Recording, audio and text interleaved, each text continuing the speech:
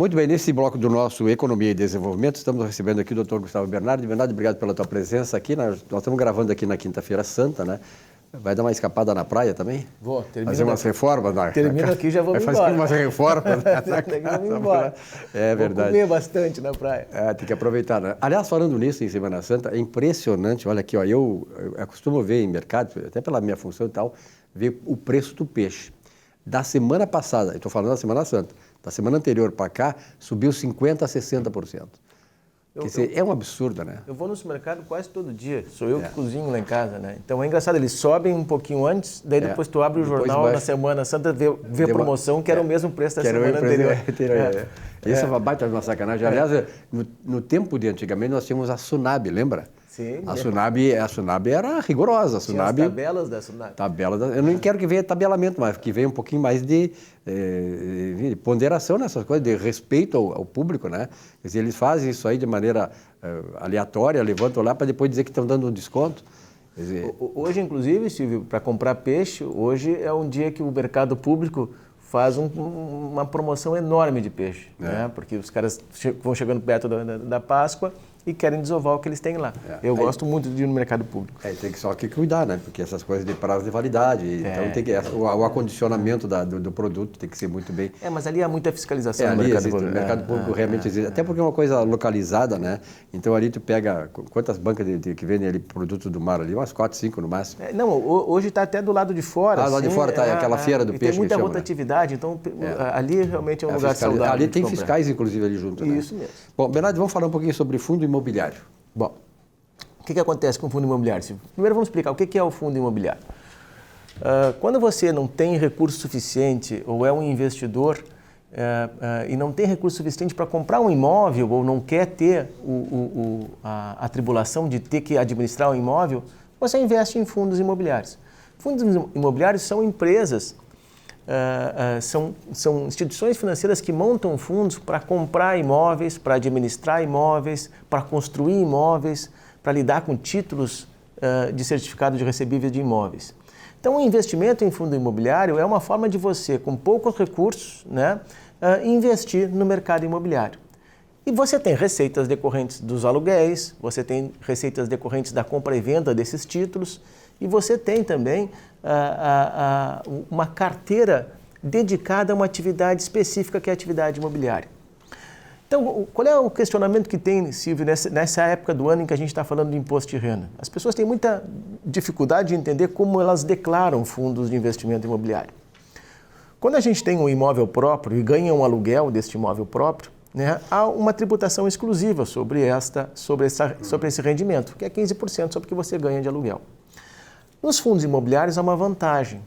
Quando você não detém mais do que 10% das cotas de um determinado fundo imobiliário, e este fundo imobiliário tem mais de 50 participantes e é listado em bolsa, todo o rendimento mensal deste fundo é isento de imposto de renda.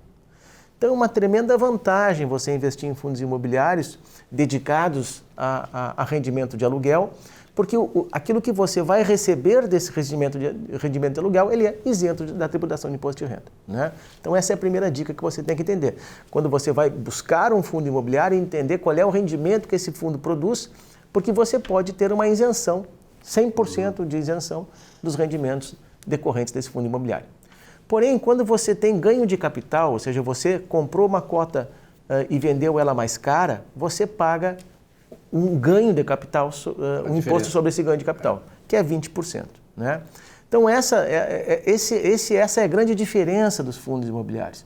Existem fundos imobiliários dedicados à locação, existem fundos imobiliários em que você tem uma renda mista, ou seja, fundos imobiliários de shopping center, por exemplo, que tem o aluguel das lojas e tem um percentual sobre o faturamento das lojas. Eles dão rendimentos excelentes, né? É um ótimo investimento e com uma vantagem muito grande, Silvio, que é a isenção do imposto de renda naquele rendimento mensal que você recebe, né? Só um detalhe, os fundos são obrigados a distribuir rendimentos no mínimo a cada semestre. Mas a grande maioria dos fundos imobiliários, para chamar investidores, distribui mensalmente os seus rendimentos. É um grande investimento, é verdade, né? Embora não seja uma renda fixa, ele produz uma renda que você vai ter tranquilamente todo mês.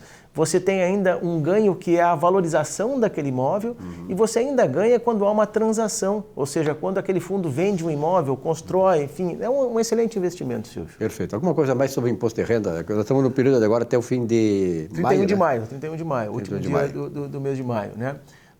Eu acho que a grande novidade que nós temos agora em 2023 é a possibilidade de você importar a declaração pré-preenchida, né, e apenas acrescentar aquilo que você tem que acrescentar com relação ao ano corrente. É uma forma de você não errar na declaração. Há questões aqui muito importantes que é preciso entender, que é você declarar rendimentos que você teve com aluguéis, rendimentos que você teve com distribuição de lucros e dividendos, né? Isso é importante você declarar de forma correta. Este ano há também uma modificação que é a não tributação da pensão alimentícia, né?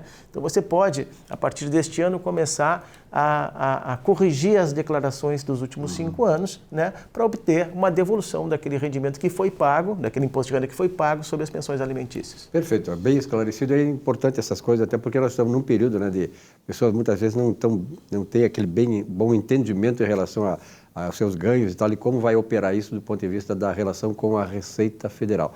Isso, sabe como é que dá problema? Qualquer coisa dá problema. Bernardo, obrigado pela tua presença aqui.